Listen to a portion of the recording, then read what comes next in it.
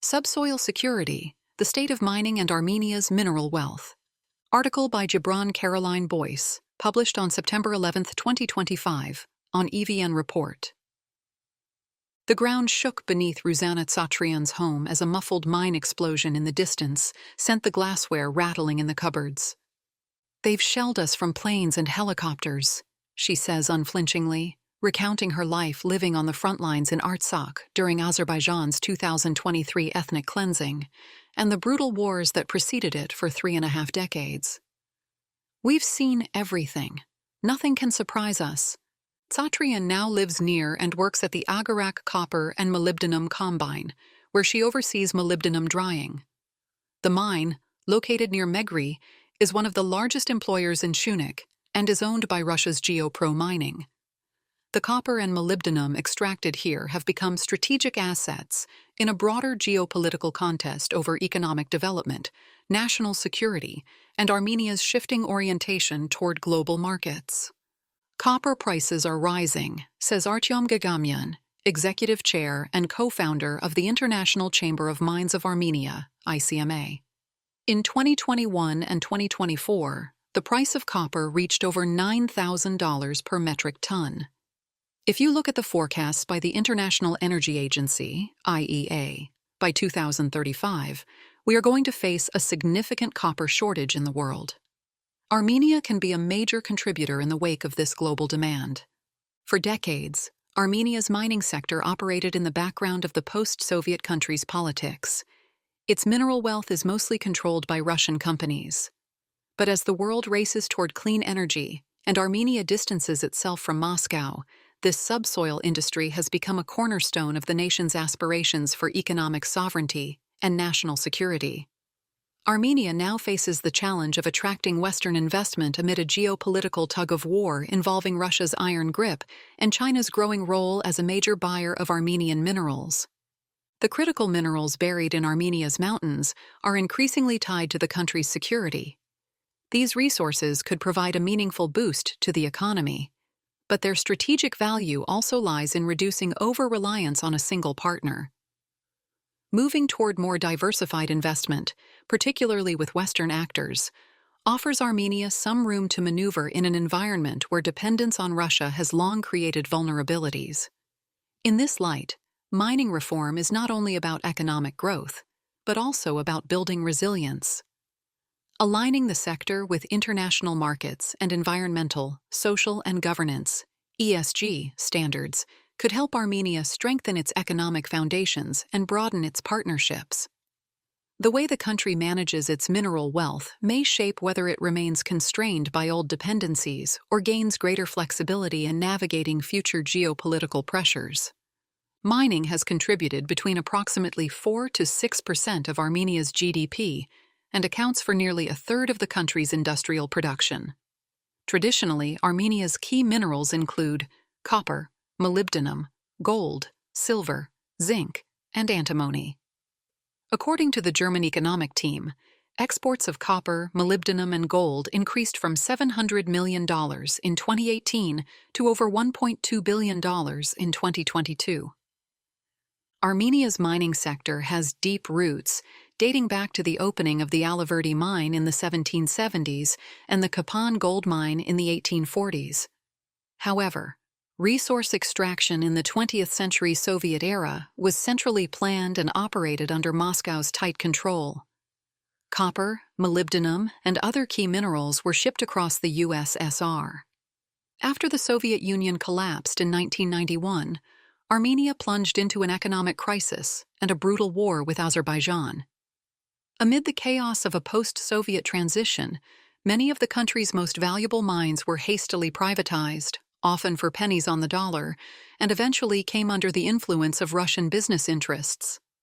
Today, much of the country's extractive sector remains dominated by companies like GeoPro Mining, whose ownership and operations still trace back to Russian networks.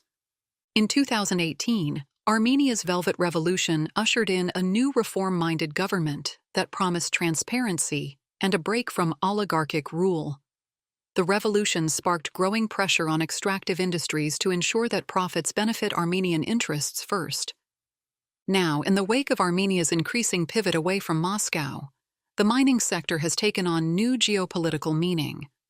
With rising metal prices and shifting defense technology needs, rare earth elements and metalloids, such as antimony, that are being mined in Armenia are becoming critical. The United States defense industry, for example, is heavily reliant on antimony. Copper is in high demand globally for its high electrical conductivity and durability at an affordable price. But copper faces significant supply risks and price increases. Based on the pipeline of existing and announced copper mining projects, there is set to be a 30% supply deficit by 2035, says Shoban Deer, IEA critical minerals analyst. This copper supply gap is driven by declining copper ore grades. The average grade of copper mines has decreased 40% since 1991, which has led to increased capital costs and complexity for expansions and new projects, deterring investment. The Armenian critical minerals, such as antimony and copper, once extracted quietly under Russian oversight, are now being reimagined as strategic assets that can help respond to new demands and growing supply gaps, using Western investment in exchange for these critical minerals as potential tools of economic independence from Russia. Copper is the primary metal commodity produced in Armenia, with an average annual growth rate of 11%, says a spokesperson for the Extractive Industries Transparency Initiative, EITI, International Secretariat. With global demand for copper and other critical energy transition minerals on the rise, stronger governance of these minerals can translate into a competitive advantage. Geopolitical tensions beneath the surface. According to the U.S. State Department, obstacles to the investment climate include Armenia's small market size, relative geographic isolation due to closed borders with Turkey and Azerbaijan, weaknesses in the rule of law, and a legacy of corruption. Investment from the U.S. and other Western companies are now limited, something that Gagamian hopes to change. "We don't have any American investment in the Armenian mining sector," he notes. However, we do have U.S. investment in Armenia's energy sector, which is probably the only major U.S. investment in energy or mining product-related sectors right now. So I think we have momentum to address this gap. Russia's traditional influence in the region is waning, partly due to geopolitical shifts and international sanctions. China, meanwhile, has become Armenia's dominant mineral buyer, becoming the top buyer of copper ore. As for Western foreign investments, according to Gagamian, Canada and Australia have emerged as key players in junior mining exploration projects, especially in greenfield zones, areas where mining has not yet begun, but geological surveys indicate promising potential. Armenia seeks to pivot westward, attracting investment aligned with Western ESG standards.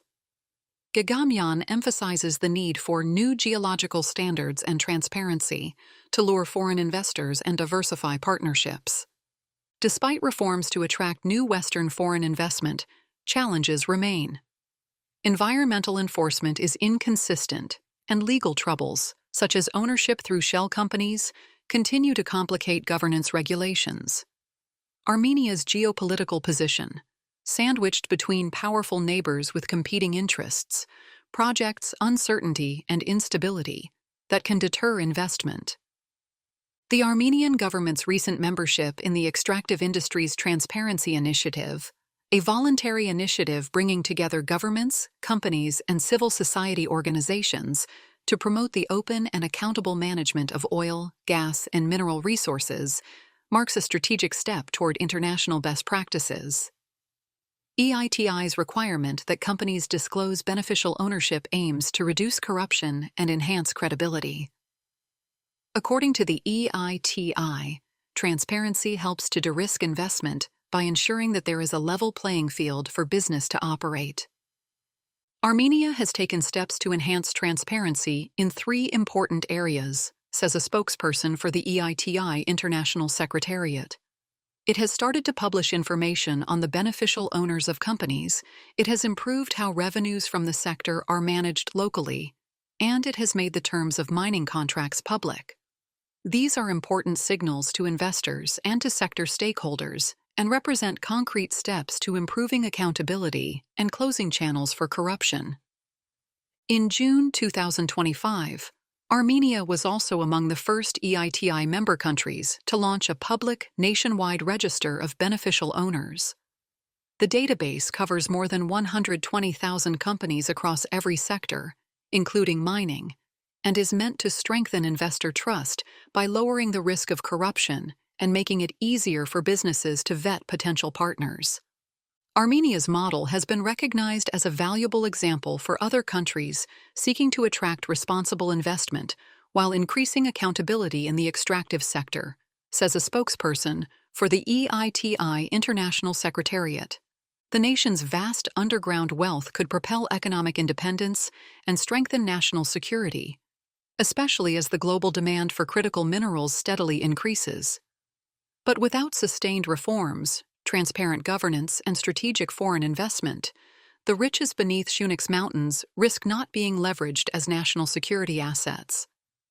How Armenia manages this wealth will influence its capacity to strengthen sovereignty, reduce economic vulnerabilities, and diversify partnerships. Effective governance of the mining sector could help the country balance competing pressures, avoid overdependence on any single actor, and chart a more resilient course through larger geopolitical struggles.